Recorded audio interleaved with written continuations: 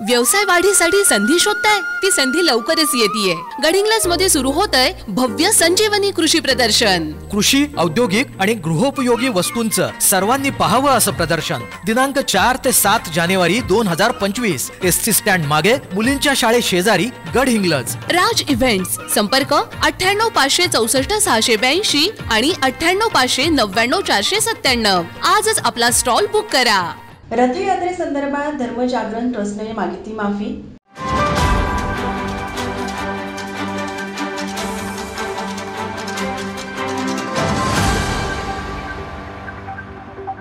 शहरात फिरत असलेल्या श्री रेणुका देवी रथयात्रा खोटी असल्याचा आक्षेप मैत्री तृतीयपंथीय यांनी घेतला होता. याबाबत मैत्री तृतीयपंथी यांच्या वतीने 23 डिसेंबर रोजी जिल्हाधिकारी यांना निवेदन देण्यात आलं होतं.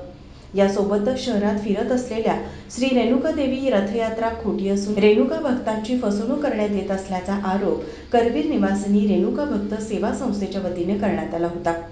या रथयात्रेची चौकशी करून संबंधितांवर कठोर कारवाई करावी अशी मागणी या संस्थेच्या वतीने पत्रकार परिषदेत करण्यात आली होती. या सगळ्या घडामोडीनंतर अखेर धर्मजागरण ट्रस्टच्या वतीने या दोन्ही संघटनेची भेट घेऊन दिलगिरी व्यक्त केली आहे. मी शिवानी गजबर, मैत्री तृतीयपंथी संघटन कोल्हापूरची सदस्य बोलते. तर या व्हिडिओच्या माध्यमातून आम्ही कोल्हापूरच्या सर्व रेणुका भक्तांना तसेच माझ्या समाजातील सर्व घटकांना सांगू इच्छिते की आपण गेल्या मंगळवारी जो आक्षेप घेतला होता की कोल्हापूर जिल्ह्यामध्ये जे रेणुका देवीच्या नावाने रथयात्रा सुरू आहे ती रथयात्रा खोटी आहे किंवा त्याबाबतचे जे दावे केले गेलेले आहेत त्या दाव्यांबाबत आपल्या संघटनेचा तसेच आपल्या सर्व रेणुका भक्तांचा आक्षेप होता. या दाव्याबाबतीतचे स्पष्टीकरण देण्यासाठी आज आपल्याकडे धर्मजागरण ट्रस्ट या संघटनेने ज्यांनी ही रथयात्रा कोल्हापूर जिल्ह्यामध्ये आयोजित केली होती तर त्याचे सदस्य चंद्रकांत शिंदे सर हे आपल्याकडे आलेले आहेत आणि त्यांनी याबाबतचं स्पष्टीकरण देण्यासाठी आणि त्यांची बाजू मांडण्यासाठी आलेले आहेत. तर आता आपण त्यांची बाजू ऐकून घेऊ की या आपल्या सर्व दाव्यांबाबत किंवा आपल्या आरोपांवर त्यांचं उत्तर काय आहे. नमस्कार, मी चंद्रकांत शिंदे. श्री रेणुका माता व मातंगी देवी दर्शन रथयात्रेचं आयोजन कोल्हापूर जिल्ह्यामध्ये 20 डिसेंबर ते 29 डिसेंबर या कालखंडामध्ये केलेलं होतं. या यात्रेला मैत्री तृतीयपंथी संघटन व श्री करवीर निवासिनी रेणुका भक्त सेवा संघटना यांचा काही मुद्द्यांच्यावरती विरोध होता. हा विरोध लक्षात आल्याने आम्ही त्यांच्याशी चर्चा करण्यासाठी आज या ठिकाणी आलेलो आहोत. त्यांच्याकडून ज्या गोष्टी आम्ही जाणून घेतल्या, या रथयात्रेचं जे पत्रक आम्ही काढलेलं होतं या पत्रकामध्ये देवीच्या काही परंपरा आहेत, देवीचे काही रिवाज आहेत.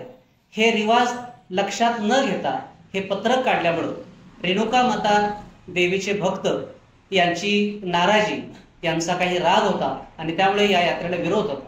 आम्ही आमचा हेतू या संघटनेच्या पदाधिकाऱ्यांच्या समोर मांडला की आमचं या रथयात्रेचा जो हेतू होता हा धर्माचं जागरण व्हावं आणि देवी रेणुका व मातंगी देवी ह्या आदिशक्ती आदिमायेचं अधिष्ठान घेऊन आपण समाजाच्या समोर जावं असा आमचा उद्देश होता.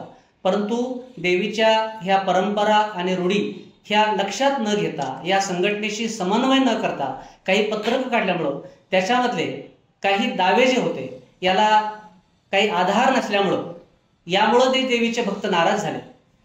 आम्ही असा जाहीर माफी मागतो की आमच्या या काही दाव्यांच्यामुळं, आमच्या काही पत्रकातल्या गोष्टींच्यामुळं यांच्या ज्या भावना दुखवलेल्या आहेत त्यांची मी माफी मागतो. परंतु आमचा शुद्ध हेतू लक्षात घेऊन या दोन्ही संघटनांच्या मधला गैरसमज दूर होऊन आमच्यामध्ये एक समन्वय झालेला आहे.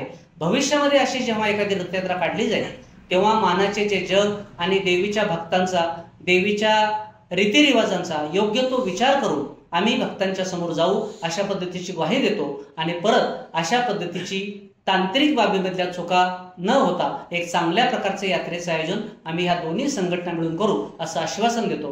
धन्यवाद, नमस्कार. पण सर, या माध्यमातून आम्ही आपल्याला सांगू इच्छितो की आपण आता बोलला, पण आमचा सगळ्यात मोठा हाच आक्षेप होता की या रथयात्रेचा आणि श्री क्षेत्र सौंदत्य रेणुका देवस्थानचा काही संबंध नाही. हे खरं आहे ना की खोटं आहे? अगदी बरोबर आहे.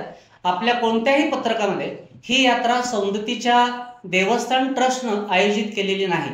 आपण देवीचं अधिष्ठान, देवीचे आशीर्वाद मागण्यासाठी देवस्थान ट्रस्टकडे गेलो होतो, परंतु त्यांचा आणि या रथयात्रेचा काहीही संबंध नसून देवीच्या पवित्र साडी, मूर्ती ही आपण रथामध्ये ठेवून लोकांच्या आशीर्वादाला ही देवी जावी असा आमचा शुद्ध हेतू होता. परंतु या रथामधल्या ज्या पादुका आहेत ह्या रेणुका मातेच्या देवस्थान ट्रस्टच्या नसून ह्या मातंगी देवीच्या देवस्थानमधून आपण घेतलेल्या आहेत. आमच्याकडून या पत्रकामध्ये जग आणि पादुका असा जो उल्लेख झालेला आहे, जगाचं पावित्र्य आणि जग हा रथामध्ये ठेवण्यासाठी देत नाही, हा उल्लेख त्या पत्रकामध्ये यायला हवा होता. परंतु हा जग आम्ही कुठेही यात्रेमध्ये वापरला नाही असं मी ह्या सगळ्या ट्रस्टींना आश्वस्त करतो की आम्ही देवीच्या या रथाचा किंवा त्या परंपरेचा आमच्याकडून कुठली चुकीची गोष्ट घडू नये याची आम्ही काळजी घेतलेली आहे. पण पत्रकामधला हा जो शब्द आहे की देवीच्या पादुका ह्या यात्रा जी आहे ती मातंगी देवी आणि रेणुका माता अशी असल्यामुळं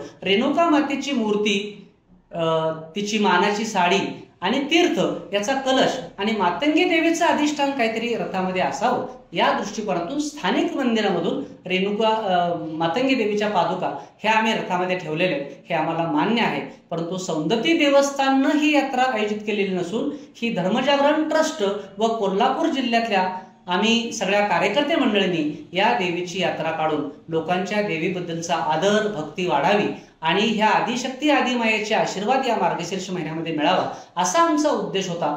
तो उद्देश या संघटनेच्या पदाधिकाऱ्यांनी लक्षात घेऊन आता आमच्या दोन्ही संघटनांच्या मधला हा गैरसमज दूर झालेला आहे असं मी आश्वस्त करतो. माझा महाराष्ट्र न्यूज कोल्हापूर.